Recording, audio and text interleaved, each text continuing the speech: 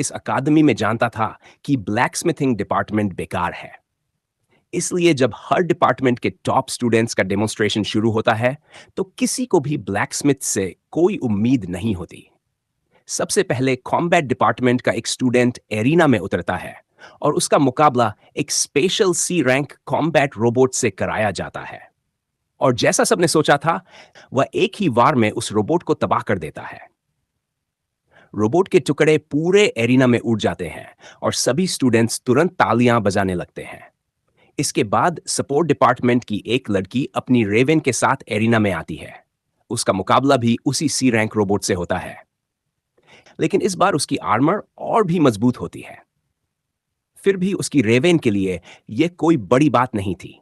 वह आसमान में ऊंचा उड़ती है और बिजली जैसी तेजी से हमला करती है, जिससे रोबोट के बीचों बीच एक बड़ा छेद हो जाता है। सभी स्टूडेंट्स उसे किसी असली प्रोडिजी की तरह चीयर करने लगते हैं। अब तक सभी प्रोफेसर और स्टूडेंट्स पूरी तरह यकीन कर चुके थे कि ब्लैक स्मिथिंग डिपार्टमेंट का प्रतिनिधि बाकी दोनों स्टूडेंट्स के सामने सिर्फ बेइज्जत होने वाला है। लेकिन तभी हमारा लड़का सीहुन एरिना में कदम रखता है और माहौल पूरी तरह बदल जाता है। लोग उसे कमजोर समझते हुए दया के तौर पर एक डी रैंक रोबोट ऑफर करते हैं। उन्हें लगता है कि यह पहले वाले स्टूडेंट्स के आसपास भी नहीं है। लेकिन सीहुन तुरंत कहता है कि उस रोबोट को हटाकर उसकी जगह एक बी रैंक आर्मर्ड रोबोट लाया जाए। उसकी बात सुनकर पूरा एरिना हैरान रह जाता है। फिर भी वे उसकी ये बी रैंक रोबोट तैयार करते हैं। इसके बाद सीहुन अपनी म्यान में रखी की तलवार में मना चार्ज करना शुरू करता है। वह पूरा इक्विपमेंट उसी के हाथों से बनाया गया था। जैसे ही लोग उसके गियर की क्वालिटी देखते हैं, वे पूरी तरह शॉक्ड रह जाते हैं। उधर सीहुन अपनी तलवार को पूरी तरह चार्ज कर चुका था। उसकी 500 फ्लेम की शक्ति बेहद खतरनाक थी। रोबोट तुरंत अपना एनर्जी आर्मर एक्टिव करता है, लेकिन हमारे लड़के का सिर्फ एक वार ही उसे धूल में बदलने के लिए काफी था। सिर्फ रोबोट ही नहीं, एरिना का आधा हिस्सा भी उस हमले में उड़ जाता है। जब धूल बैठती है, तब पूरा एरिना खामोश हो चुका होता है। यहां तक कि होस्ट के पास भी बोलने के लिए शब्द नहीं बचते। तो आखिर सीहुन है कौन? अतीत में वह दुनिया का सबसे महान ब्लैकस्मिथ हुआ करता था। लेकिन जब 5 डेमन किंग्स ने पेरिशिंग सी के जरिए पूरी मानवता का नरसंहार शुरू किया, तब वह भी कुछ नहीं कर सका। हीरोज ने लड़ाई लड़ी और आखिर में जीत हासिल भी कर ली, लेकिन उसकी कीमत बहुत भारी थी। डेमन्स के मरने के बाद भी दुनिया खत्म हो चुकी थी। ग्रह का ज्यादातर हिस्सा पेरिशिंग सी में डूब चुका था और वह जीत किसी हार से कम नहीं लग रही थी। मानवता का आखिरी ब्लैकस्मिथ ली सी हुन उस अंतहीन समुद्र को देख रहा था, जो हर सेकंड उसके और करीब आता जा रहा था।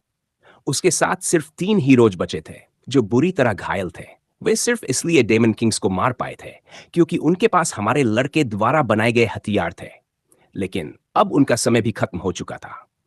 सीहुन अकेला रह गया था। चारों तरफ सिर्फ अंतहीन समुद्र था। तभी वह अपना आखिरी हथियार बनाने का फैसला करता है।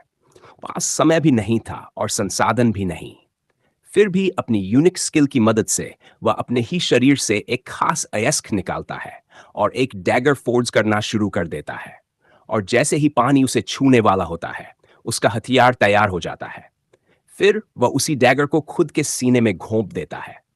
जैसे ही समुद्र उसे निगलता है, उसकी एक छुपी हुई स्किल एक्टिव हो जाती है, रिटर्न टू द ओरिजिन, और फिर सब कुछ अंधेरे में खो जाता है। अचानक उसकी आंखों पर तेज रोशनी पड़ती है। वह सोचता है, क्या वह अभी भी जिंदा है? तभी एक आवाज आती है, कैंडिडली। यह नाम उसने पिछले 30 सालों से नहीं सुना था। अपने आसपास के दृश्य को देखकर वह समझ नहीं पाता कि क्या यह उसकी जिंदगी की आखिरी झलक है। लेकिन तभी उसे अपना आखिरी हथियार याद आता है, रिटर्न टू द ओरिजिन। उसे समझ आ जाता है कि यह सब उसी हथियार की वजह से हुआ है जिसे उसने अपने बॉन्ड ओआर से बनाया था। तभी इंस्ट्रक्टर उसे डांटते हुए आखिरी चेतावनी देता है। अगर उसने एग्जाम को गंभीरता से नहीं लिया तो उसे बाहर निकाल दिया जाएगा। सीहुन अपना हथियार उठाता है और उसका दिमाग अपने पुराने पछतावों में खो जाता है। वह सोचता है, अगर उसने पहले शुरुआत की होती तो शायद सब कुछ बदल सकता था। लेकिन अब अतीत मायने नहीं रखता। महत्वपूर्ण सिर्फ यह है कि उसे दूसरी जिंदगी मिली है। उसे इस मौके का इस्तेमाल करना होगा ताकि वह इस बार सबको बचा सके। बस यही सोच उसके चेहरे पर हल्की सी मुस्कान ले आती है। उसकी लिस्ट में पहला काम था बैबेल एग्जाम पास करना। 3 डॉग्स को ढूंढना अभी इंतजार कर सकता था। वह काम शुरू कर देता है। एक पूरी जिंदगी के अनुभव के साथ उसकी फोर्जिंग इतनी परफेक्ट होती है कि वह तुरंत प्रॉक्टर का ध्यान खींच लेती है। प्रोफेसर ध्यान से उसे देखने लगता है। बाहर से सीहुन की हथौड़े की चाल धीमी लग रही थी, लेकिन उसकी लय बिल्कुल परफेक्ट थी। हर वार के साथ एक साफ और तेज गूंज पैदा हो रही थी।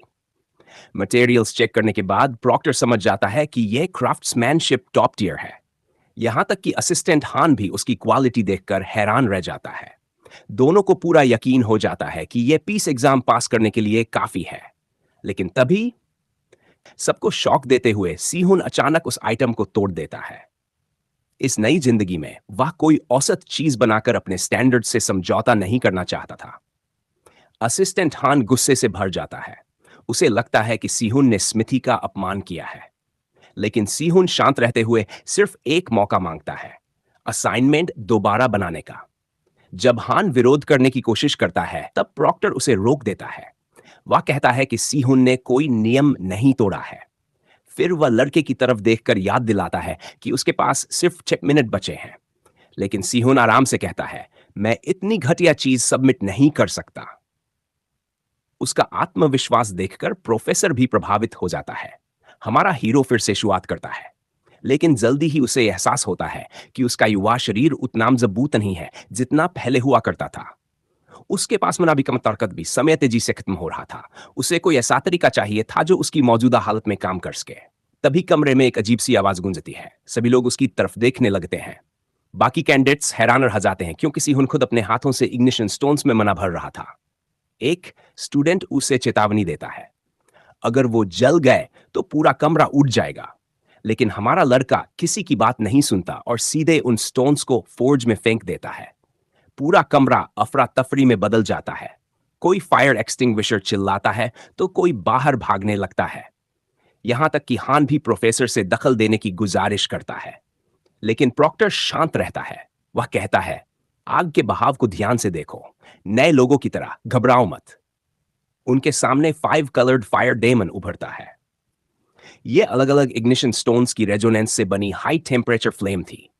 एक बेहद हाई लेवल टेक्निक जिसके लिए बहुत सटीक मना कंट्रोल चाहिए था, लेकिन उसमें एनर्जी बहुत कम खर्च होती थी। बाकी स्टूडेंट्स सिर्फ हैरानी से देखते रह जाते हैं। और यहीं से सीहुन की असली कहानी शुरू होती है।